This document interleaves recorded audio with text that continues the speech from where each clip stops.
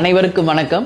அனைத்து இந்திய அண்ணா திராவிட முன்னேற்றக் கழகத்தினுடைய முன்னாள் முதலமைச்சரும் இன்றைய எதிர்க்கட்சி தலைவருமாகிய அன்பு அண்ணன் எடப்பாடியார் அவர்கள் ஜானகி அம்மையாருடைய 100ஆண்டு விழாவில் கலந்து கொள்ள வேண்டும் என்பதற்கான அழைப்பிதழை முன்னாள் அமைச்சர்கள் சகோதரர் கடம்பூர் ராஜு மற்றும் உதயகுமார் மற்றும் விஜயபாஸ்கர் அவர்களும் வைகை செல்வன் அவர்களும் வீட்டுக்கு நேரடியாக வந்து அழைப்பிதழை கொடுத்தாங்க. அந்த அழைப்பிதழை வந்து நாங்கள் மனமாற ஏற்றுக்கொண்டிருக்கிறோம். அம்மையார் ஜானகி அம்மையாரை பற்றி நான் சொல்லணும் அப்படின்னா, அவங்க வந்து திரை உலகில் இருந்திருக்காங்க, புரட்சி தலைவருடைய அன்பு துணைவியாராக இருந்திருக்காங்க, முன்னாள் முதலமைச்சராக இருந்திருக்காங்க. அவர்களுடைய 100ஆண்டு விழாவுக்கான அழைப்பிதழை கொடுத்ததற்காக அனைத்து இந்திய அண்ணா திராவிட முன்னேற்ற கழகத்திற்கு எங்களுடைய வாழ்த்துக்களை நாங்கள் தெரிவிச்சுக்கிறோம். இந்த விழா மிக சிறப்பாக நடந்துக்க வேண்டும் என்பதை மனதார இந்த நேரத்தில் நான் வாழ்த்துக்களை தெரிவித்துக் கொள்கிறேன். ஜானகி அம்மையாருடைய நட்பு கேப்டனுக்கும் எனக்கும் என்ன அப்படிங்கிறத இப்போ உங்களுக்கு நான் சொல்ல போறேன். 1990 திருமணம் முடிந்து சென்னைக்கு நாங்கள் வந்தவுடனே 3வது நாள் சரியாக எம்ஜிஆரினுடைய துணைவியார் ஜானகி அம்மையார் இதே வீட்டுக்கு இதே ஹாலுக்கு வந்திருந்து கேப்டனையும் என்னையும் ஆசீர்வதித்து, அந்த ஃபோட்டோஸ் எல்லாம் இங்கே உங்களுக்கு பகிர போகிறேன், வந்து இங்கே ஆசீர்வாதம் பண்ணி, மதுரையில் மாபெரும் ஒரு கூட்டம், அந்த கூட்டத்தில் என்னால் வர முடியாது, அதனால் இங்கே நேரடியாக வந்து இன்னைக்கு வாழ்த்தியிருக்கேன் அப்படின்னு சொல்லி மனதார அவங்க எங்களை 2 பேரையும் வாழ்த்தி ஆசீர்வாதம் பண்ணி, அன்னைக்கு அவங்க கொடுத்த இந்த பொக்கிஷம்தான் எம்ஜிஆர் என்று பொறிக்கப்பட்ட இந்த மோதிரம் கேப்டன் கரங்களிலும், ஜானகி எம்ஜிஆர் என்ற மோதிரம் என் கருத்திலும் அம்மா ஜானகி அம்மையார் வழங்கினாங்க. இந்த அன்பு பரிசை இன்றளவும் நான் வந்து ஒரு பொக்கிஷம் மாதிரி பாதுகாத்துக்கிட்டு இருக்கேன். அதுக்கு அடுத்தது நம்ம பார்த்தோம்னா, அவங்களுக்கும் எங்களுக்குமான அந்த நட்பு மிகப்பெரிய அளவில் டெவலப் ஆயிடுச்சு. அடிக்கடி அம்மா வந்து இங்கே வருவாங்க, என்னைய வந்து ராமாவரம் தோட்டத்துக்கு வர சொல்லி அழைப்பாங்க.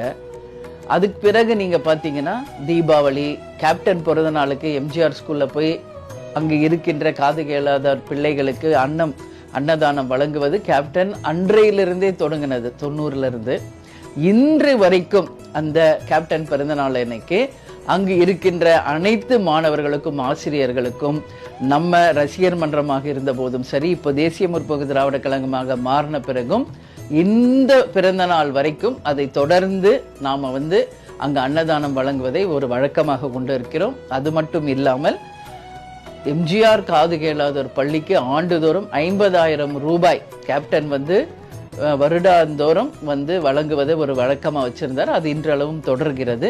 அதுக்கு பிறகு நீங்க பார்த்தீங்கன்னா விஜய பிரபாகரும் சண்முக பாண்டியனும் பிறந்த பிறகு ஜானகி அம்மாருக்கும் எனக்குமான நட்பு, கேப்டனுக்குமான நட்பு இன்னும் ஆழமாக அதிகரிச்சிருச்சு. ஏன்னா அவங்களுக்கு வந்து குழந்தைகள் மேல மிகப்பெரிய பற்று. அடிக்கடி வந்து இங்க குழந்தைகளை பார்க்க வந்துருவாங்க. திடீர்னு அம்மா இன்னைக்கு வந்துகிட்டு இருக்காங்க, பசங்களை பார்த்துட்டு உங்களை பார்த்துட்டு போகணும்னு சொல்றாங்க அப்படின்னு சொல்லி அடிக்கடி வருவாங்க. வந்து விஜய் பிரபாகர் மேல அவங்களுக்கு ஒரு மிகப்பெரிய பற்று. எப்பொழுதுமே அவரை வந்து தூக்கி கொஞ்சிக்கிட்டே இருப்பாங்க. சின்ன வயசுல இருந்தே அந்த மாதிரி தான். நீங்க இதுல புகைப்படங்கள்ல அதை நீங்க பார்த்தீங்கன்னா தெரியும். தன்னோட மடியில குழந்தைகளை வச்சு விளையாடிட்டு அவங்களுக்கு சாக்லேட்ஸ் எல்லாம் கொடுத்துட்டு கொஞ்ச நேரம் என்னோடையும் பேசிட்டு போறதுல அவங்களுக்கு ஒரு மிகப்பெரிய ஒரு சந்தோஷம். அதே மாதிரி திடீர்னு ஃபோன் பண்ணுவாங்க, உன்னை பார்க்கணும் மாதிரி இருக்கு, நீ வாமா ராமாவரம் தோட்டத்துக்குன்னுவாங்க, குழந்தைகளை கூப்பிட்டு வா அப்படின்வாங்க. நான் 2 குழந்தைங்களையும் கூப்பிட்டு போவேன். கேப்டன் ஷூட்டிங் போயிருப்பார். அந்த மாதிரி அம்மாவுக்கும் எங்களுக்குமான அந்த நட்பு மிகப்பெரிய ஒரு ஆழமான ஒரு நட்பாக இருந்தது. அமெரிக்காவுக்கு போனாங்கன்னா அங்கே போய் கூட எங்களை நினைச்சு வாட்ச் வாங்கிட்டு வந்து கொடுத்துருக்காங்க. அதே மாதிரி குழந்தைங்களுக்கு சாக்லேட்ஸ் வாங்கிக்கிட்டு வந்து கொடுப்பாங்க.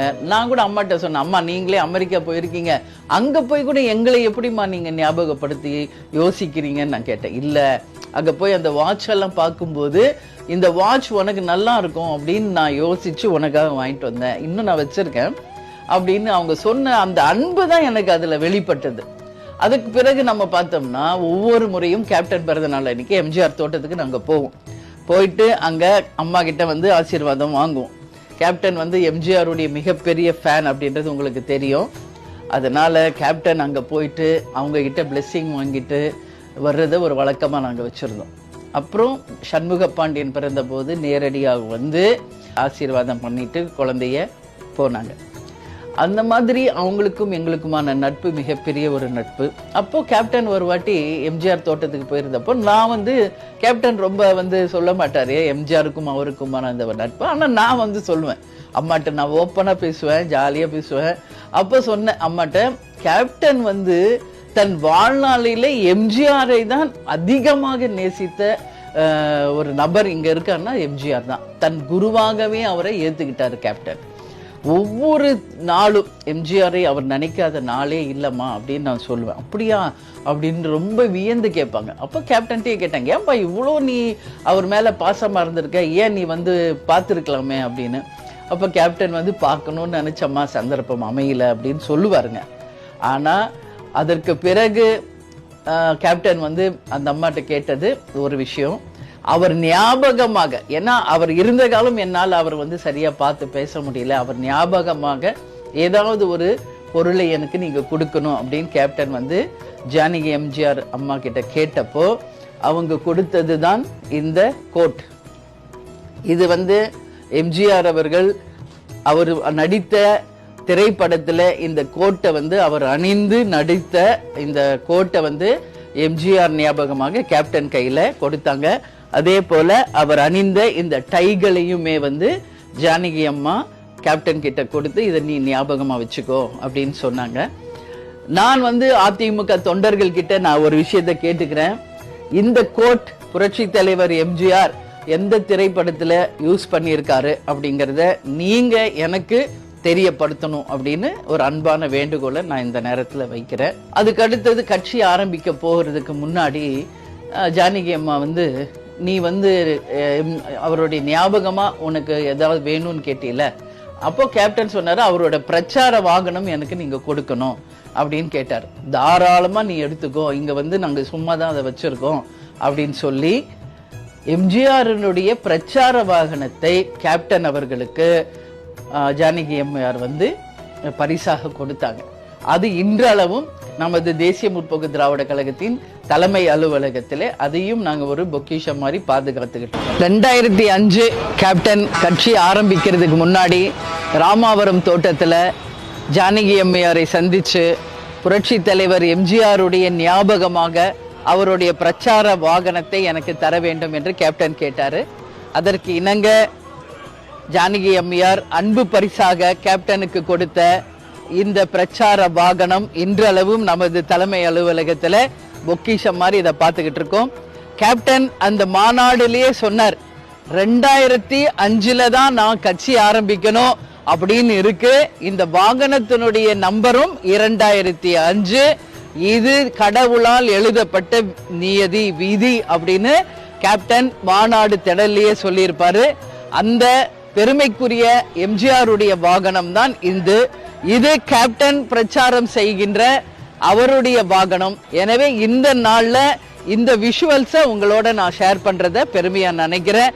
எனவே இது எம்ஜிஆருடைய வாகனமும் கேப்டனுடைய வாகனமும் இரண்டும் தலைமை அலுவலகத்திலே இன்றளவும் நாங்கள் அவர்கள் இருவரின் நினைவாக இதை வந்து போற்றி பாதுகாத்து கொண்டிருக்கிறோம் என்பதை நான் தெரிவித்துக் கொள்கிறேன். அதற்கு பிறகு எம்ஜிஆருடைய முழு உருவ சிலை கேப்டனுக்கு பரிசாக கிடைத்தது. தேசிய முற்போக்கு திராவிட கழகத்தின் ஆபீஸ்ல நீங்க பாத்தீங்கன்னா எம்ஜிஆர் சிலையை தவிர வேற யார் சிலையும் இருக்காது. கேப்டன் மறைவுக்கு பிறகு கேப்டன் சிலையை இப்பதான் நம்ம நிறுவி இருக்கோம். புரட்சி தலைவர் எம்ஜிஆருடைய சிலை தேசிய முற்போக்கு திராவிட கழகத்தின் அலுவலகத்திலே இன்னைக்கு இருக்கு. கேப்டனுக்கும் எம்ஜிஆருக்குமான அந்த பாச பிணைப்பு, எந்த அளவு கேப்டன் வந்து எம்ஜிஆரை தன்னுடைய குருநாதராக ஏற்றுக்கொண்டார் அப்படின்றதற்கான ஒரே இலக்கணம் தேசிய முற்போக்கு திராவிட கழகத்தினுடைய அலுவலகத்திலே புரட்சி தலைவர் எம்ஜிஆருடைய முழு உருவ சிலையும் கேப்டன் அவர்களுடைய முழு உருவ சிலையும் இன்றைக்கு தேமுதிக அலுவலகத்தில் இருக்கிறது என்பதை நான் பெருமையோடு இந்த நேரத்தில் பதிய வைக்கிறேன். ஸோ இது மாதிரி நீங்க பார்த்தீங்கன்னா கேப்டனுக்கும் எம்ஜிஆருக்குமான அந்த மிகப்பெரிய ஒரு அன்பு பாலம் மதுரையில் அவர் வந்து படித்த காலத்திலிருந்தே உருவான ஒரு விஷயம். எம்ஜிஆர் பாடல்கள் தான். இப்ப எங்க வீட்டுல இருக்கிற யார்கிட்ட அசிஸ்டன்ஸ் கிட்ட கேளுங்க, அவங்களே சொல்லுவாங்க.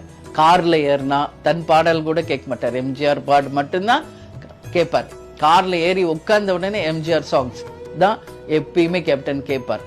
அதே மாதிரி டிவில என்னென்னவோ படங்கள், இப்போ கொஞ்சம் உடல் நலிவுற்ற பிறகு அவர் பார்க்கின்ற படங்கள் நீங்க பாத்தீங்கன்னா எம்ஜிஆர் படங்களாக தான் அங்க இருக்கும், எம்ஜிஆர் பாடல்களாக தான் இருக்கும்.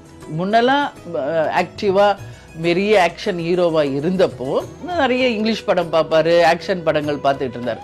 கொஞ்சம் உடல் நலிவுற்ற பிறகு ஓய்வில் இருந்த போது அவர் விரும்பி பார்த்த படங்கள் பழைய காலத்துல எம்ஜிஆர் திரைப்படங்கள், எம்ஜிஆர் பாடல்களை தான் விரும்பி கேட்பார். அப்போ ஒரு நிறைய எங்களுடைய நினைவுகள் இருக்கு. எம்ஜிஆர் பாடங்கள் அவர் பார்க்கும்போது, இதை நான் அம்மா கிட்ட நான் சொன்னேன், அந்த அமைச்சர்கள்லாம் நம்ம வீட்டுக்கு வரும்போது அவருடைய நினைவுகளை நான் அமைச்சர்கள் கிட்ட பகிர்ந்துகிட்டேன். அப்போ நான் என்ன சொன்னேன்னா, கேப்டனே ஒரு பெரிய நடிகர் தான், ஆனா சினிமால எம்ஜிஆர் வால் சண்டை போடுவார், அந்த வால் உடைஞ்சிரும், உடனே கண்ணீர் விட்டு அழுகுவார் கேப்டன். அழுவார். எங்களுக்கே ஆச்சரியம், ஏங்க அழுகுறீங்க? நான் போய் கேட்பேன். எங்க கூட இருக்கிற குமார், சோமு, எங்க வீட்டுல இருக்கிற அசிஸ்டன்ஸ் அவங்களுக்கு தெரியும். அப்ப நான் ஓடி போய் பார்த்து அப்படியே கண்ணீர் விட்டு, ஏன்னா எம்ஜிஆரோட வால் உடைஞ்சிருச்சான் அப்படின்னு அழுவாருங்க. எம்ஜிஆருக்கு ஏதாவது ஒண்ணுன்னா திரைப்படத்துல பார்த்தா அது நிஜமாகவே நினைச்சு அழுவார். அப்போ அந்த அன்பு எம்ஜிஆர் மேல அவர் எவ்வளவு வச்சிருந்தார் என்பதை டீப்பா நம்ம வாட்ச் பண்ணா அது புரியும். அது அந்த மாதிரி எம்ஜிஆரை பார்த்தாலே உணர்ச்சி வசப்படுவார், எம்ஜிஆரோட திரைப்படங்களை பார்த்தால் சந்தோஷப்படுவார், எம்ஜிஆரை ரசிப்பார், கொண்டாடுவார். அவருடைய உடம்புல அந்த இருக்கின்ற அந்த ரத்தம் ஒவ்வொரு செல்லியும் அவருக்கு எம்ஜிஆர் தான் கடைசி வரைக்கும் இருந்தாரு. அதனால அவங்க எம்ஜிஆருக்கும் கேப்டனுக்குமான அந்த உறவு மிகப்பெரிய உறவு. நேரடியா பேசி பழகல அப்படின்னாலும் ஆத்மாத்மாக அந்த உறவு நீடித்தது. இப்ப 2 பேருமே விண்ணுலகில் இருக்காங்க. அங்கு தங்களுடைய நட்பை அவங்க 2 பேரும் நிச்சயம் பாராட்டி கொண்டிருப்பாங்க என்பதுல மாற்று கருத்தே இல்லை. இன்றளவும் கேப்டன் எம்ஜிஆர் ஸ்கூலுக்கும் எம்ஜிஆர் ஸ்கூல்ல படிக்கின்ற குழந்தைங்களுக்கும் நாங்க அவர் செய்த உதவியை இன்னும் எத்தனை ஆண்டு காலமானாலும் தொடர்வோம். நிறைய நினைவுகள் இருக்கு. கொஞ்ச நேரத்துல மொத்தத்தை என்னால சொல்ல முடியாது. அந்த அளவு அவங்க குடும்பத்திற்கும் எங்க குடும்பத்திற்குமான அந்த நட்பு இருக்கு. அப்படி இருந்தப்போதான் ஜானகி அம்மையார் மறைந்து விட்டார் அப்படின்ற செய்தி கேட்ட அடுத்த நிமிஷம் கேப்டன் ஷூட்டிங் எல்லாத்தையும் கேன்சல் பண்ணிட்டு காலையிலேயே அங்க போயிட்டார் ராமாவரம் தோட்டத்துக்கு. ஒரு மகனாக இருந்து அங்கேயே உடல் அடக்கம் செய்து இறுதி அஞ்சலி செலுத்தி விட்டு தான் வீட்டுக்கே வந்தார். இது அங்க எம்ஜிஆர் ஸ்கூல்ல இருக்கிற எல்லாருக்கும் தெரியும். ஜானகி அம்மையாருடைய சகோதரர் மகள் லதா, அவங்களுக்கு எல்லாமே தெரியும். எங்கள் குடும்பத்துக்கும் அவங்க குடும்பத்திற்குமான அந்த அன்பு பாலம் இன்றல்ல நேற்றல்ல, ஆரம்பத்திலேயே தொடங்கி இன்றளவும் தொடர்ந்து கொண்டிருக்கிறது. இன்னும் எத்தனை ஆண்டு காலம் ஆனாலும் அது தொடரும் என்று இந்த 100ஆண்டு நாளில் அம்மாவுக்கு கேப்டன் சார்பாகவும் என் சார்பாகவும் குடும்ப சார்பாகவும் தேசிய முற்போக்கு திராவிட கழகத்தின் சார்பாகவும் எங்களுடைய மரியாதைகளையும் அஞ்சலிகளையும் வாழ்த்துக்களையும் ஜானகி அம்மாருக்கு தெரிவித்துக் கொள்கிறோம். அனைத்து இந்திய அண்ணா திராவிட முன்னேற்ற கழகத்தை சேர்ந்த அனைத்து தொண்டர்களுக்கும் நிர்வாகிகளுக்கும் வாழ்த்துக்களை தெரிவித்துக் கொள்கிறேன். நன்றி, வணக்கம்.